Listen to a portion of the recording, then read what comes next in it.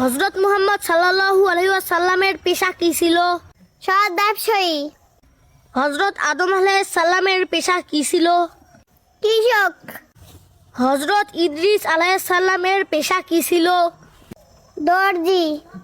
কোন ফেরেশতা পৃথিবীর ধ্বংসের দায়িত্বে নিয়োজিত আছেন? হযরত ইসরাফিল আলাইহিস সালাম।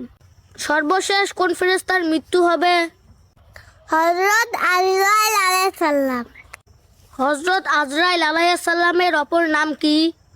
মালাকুল মউত। হাফেজ শব্দের অর্থ কি? কুরআনের রক্ষক। হুজুর শব্দের অর্থ কি? জনাব বা সম্মানিত ব্যক্তি। ইমাম শব্দের অর্থ কি? নেতা। জাহান্নামের পাহারাদার কোন ফেরেশতা? মালিক। জান্নাতের পাহারাদার কোন ফেরেশতা? রিজওয়ান। কোন ফেরেশতা মৃত্যুর পর মানুষকে প্রশ্ন করবেন? মুনর আকির।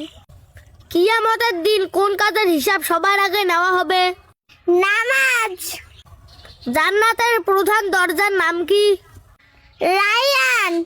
হজের সময় সবচেয়ে গুরুত্বপূর্ণ কাজ কোনটি? আরাফাতের ময়দানে অবস্থান করা। কুরআনে কোন প্রাণীর নাম সবচেয়ে বেশি উল্লেখ আছে? উট। কুরআনের কোন সূরাটিতে রিজিকের কথা উল্লেখ আছে? সূরা মুলক। কোন সূরাকে আল কুরআনের হৃদয় বলা হয়? সূরা ইয়াসিন। কুরআন শরীফে উল্লেখিত সবচেয়ে ভালো খাবার কোনটি? মধু। ইসলামের প্রথম মুয়াজ্জিন কে ছিলেন? হযরত বিলাল রাদিয়াল্লাহু তাআলা। পবিত্র কুরআনের সবচেয়ে বড় সূরা কোনটি? সূরা বাকারা। কোন সূরায় বিসমিল্লাহ নেই? সূরা তাওবা। কুরআনের জননী বলা হয় কোন সূরাকে? সূরা ফাতিহা। পবিত্র কুরআনের সবচেয়ে বড় সূরা কোনটি? সূরা বাকারা।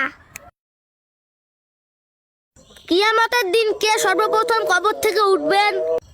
হযরত মুহাম্মদ সাল্লাল্লাহু আলাইহি সাল্লাম। মুসলিম জগতের ঐতিহাসিকের নাম কি? ইবনু খালদুন। মদিনার প্রথম বেতনভুক্ত বিচারকের নাম কি? যায়েদ বিন সাবিত।